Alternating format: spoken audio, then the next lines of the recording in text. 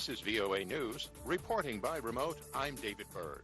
President Biden and Russian President Vladimir Putin are scheduled to speak by way of video call on Tuesday as tensions between the United States and Russia escalate over Ukraine.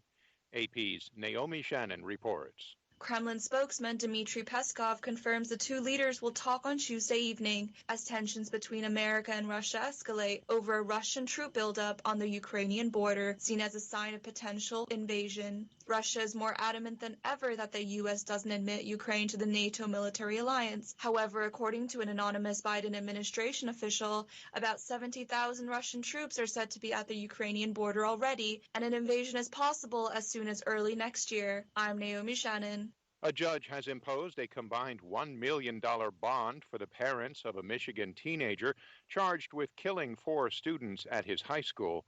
AP's Shelley Adler has more. Before bond was set, Judge Julie Nicholson first asked Jennifer Crumbley about the 4 involuntary manslaughter counts against her. How are you pleading to count 1? Not guilty. How are you pleading to count 2? Not guilty. How are you pleading to count 3? Not guilty. How are you pleading to count 4? Not guilty. Jennifer's husband, James, also pled not guilty. Jennifer Crumbley sobbed and struggled to respond to the judge's questions at times, and James Crumbley shook his head when a prosecutor said their son had full access to the gun used in the killings. I'm Shelley Adler. Rio de Janeiro has canceled its New Year's Eve party due to renewed COVID-19 fears. Other Brazilian cities, including Sao Paulo and Salvador, have also canceled New Year's Eve celebrations due to fears of the Omicron variant. Be sure to log on to our website, voanews.com. This is VOA News. An Iranian air defense test on Saturday in the Natanz region of central Iran caused an explosion heard as far as 20 kilometers away from the country's main nuclear complex. According to an Army spokesman, one of the region's missile systems was tested to assess readiness on the ground, and there was nothing to fear. The explosion was heard in the sky over the town of Badrud, 20 kilometers from the nuclear power plant.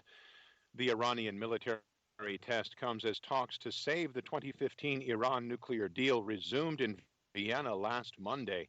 Negotiations are taking place between Iran and the major powers still party to the agreement, Germany, France, Britain, Russia, and China, after former President Donald Trump withdrew the United States from the pact in 2018.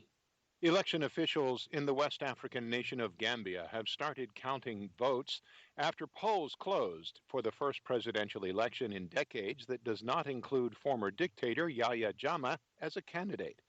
The vote is being seen as a test of democracy in the West African country.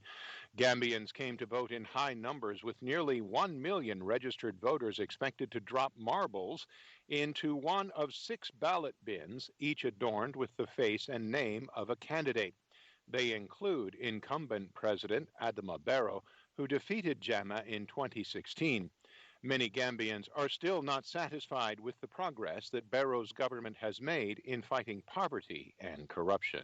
Pope Francis warned Saturday that democracy in Europe and elsewhere is being threatened by populist politicians who appeal to disgruntled citizens with easy solutions to the world's most pressing problems.